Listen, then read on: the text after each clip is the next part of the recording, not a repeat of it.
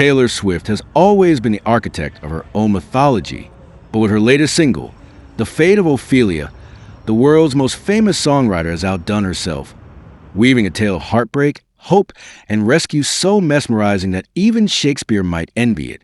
This isn't just another love song. It's a declaration. It's a reinvention. It's the sound of a woman who has found her hero, and a love story that feels almost too cinematic to be true. The song, which headlines her 12th studio album, The Life of a Showgirl, is a lush, sweeping ballad that credits her fiancé, Kansas City Chiefs tight end Travis Kelce, with saving her from a fate as tragic as Ophelia's in Hamlet. But this time, the ending is different. For once, the heroine doesn't drown in sorrow. She is pulled from the depths. She is saved. From its opening notes, The Fate of Ophelia is unlike anything Swift has written before.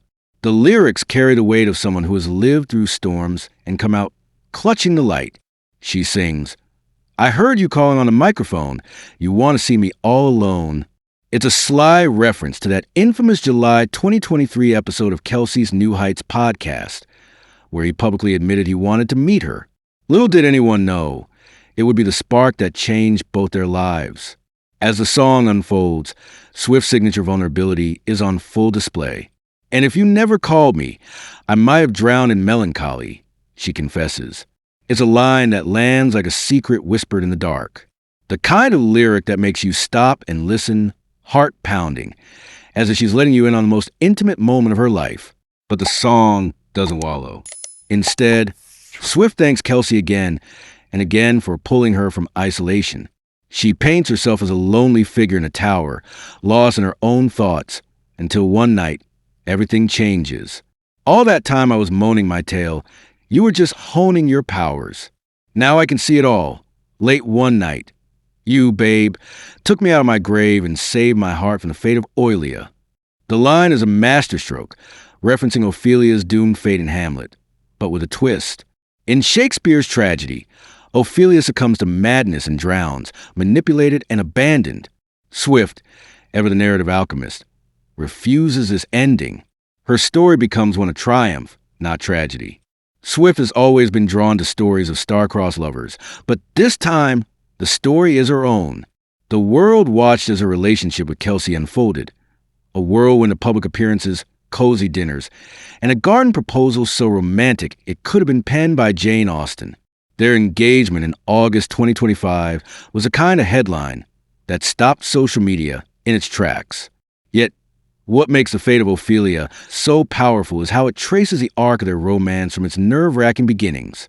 Swifties, ever the internet detectives, were quick to analyze each verse, debating whether she was referencing her fiancé or rumored rivals like Charlie XCX and Olivia Rodrigo. But the heart of the song was clear. This was a woman who had been rescued, who had found in Kelce a devotion strong enough to rewrite even the most harrowing endings. With The Life of a Showgirl, Swift signals a bold new era. For the first time in over a decade, she has parted ways with longtime collaborator Jack Antonoff, entrusting her vision to pop masterminds Max Martin and Shellback. The result is an album that blends her sharpest lyrics with the irresistible polish of modern pop. Every track shimmers with ambition, courage, and the sense that Swift is both looking back at her journey and forward to uncharted territory. Her visual aesthetic for the album is just as daring. Gone is the wistful, vintage Taylor. In her place stands a sultry Vegas showgirl, all sequins and swagger, a nod to the energy and theatricality of her record-breaking Eras tour. The title itself, Swift revealed, was inspired by the grind of balancing 21 months on the road with late-night writing sessions in Sweden. "I would do like 3 shows in a row, have 3 days off, fly to Sweden, go back to tour. I was physically exhausted but so mentally stimulated," she said, her voice lighting up with the thrill of creation. The making of The Life of a Showgirl was shrouded in mystery. Only 5 people had access to the encrypted album files. Kelce, Swift's formidable publicist T-Pain, an anonymous studio engineer, and producers Max Martin and Shellback. Even Kelce admitted he couldn't stop dancing around the house to the new songs. "It's just so much fun to listen to," he gushed, naming Opalite as his favorite track, a possible nod to the enchanted ring he gave Swift during his proposal. The secrecy only fueled anticipation. When Swift announced a theatrical release party for the album, fans snapped up $15 million in tickets in just 24 hours. The exclusive event, set to play in 540 AMC theaters, promises the world premiere the Fate of Ophelia music video, behind-the-scenes footage, lyric videos, and personal reflections from Swift herself. If early predictions hold, the event could rake in as much as $50 million on opening weekend, cementing Swift's status as the queen of reinvention. Away from the stage, Swift and Kelce's romance continues to captivate. The couple were all smiles during a recent night out in Kansas City, posing with friends at Kelce's new 1587 Prime Steakhouse. The restaurant, a collaboration with Chiefs quarterback Patrick Mahomes, has quickly become the city's hottest dining destination, blending high-end cuisine with football fandom. There's even a cocktail named after Swift's song The Alchemy, a clever wink to her influence both on and off the field. Kelce, who turns 36 this year, sees the restaurant as a love letter to Kansas City, a way to give back to the city that has given him so much. It's just another thing that we want to bring to Kansas City to show our appreciation for how much they love their food and their football, he said, his pride evident.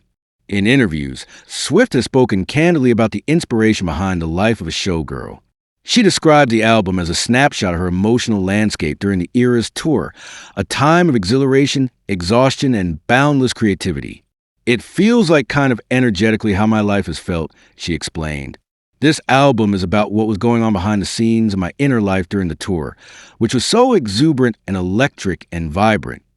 Working with Max Martin and Shell Back brought a new intensity to the process. It was really special, she said. We knew we had to bring the best ideas we've ever had. I know the pressure I'm putting on this record by saying that, but I don't care because I love it that much. As Swift prepares to release her 12th studio album, speculation swirls about what's next.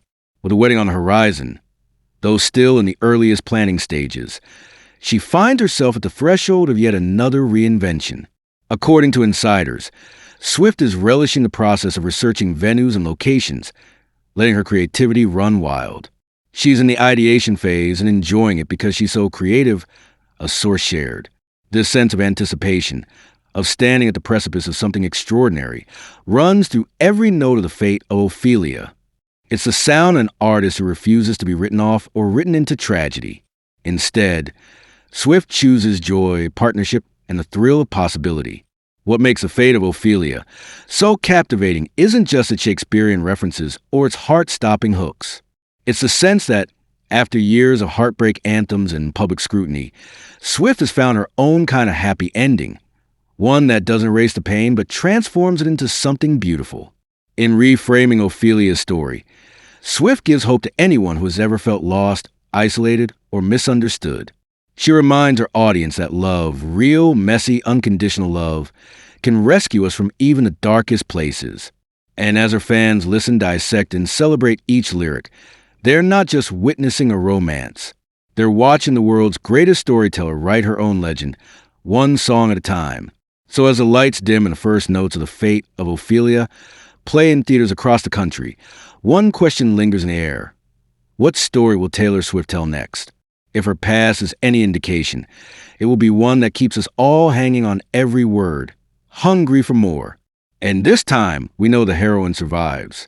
She's saved not by a prince, but by a love she built, note by note, line by line. The Fate of Ophelia has been rewritten, and Taylor Swift's greatest story is just beginning.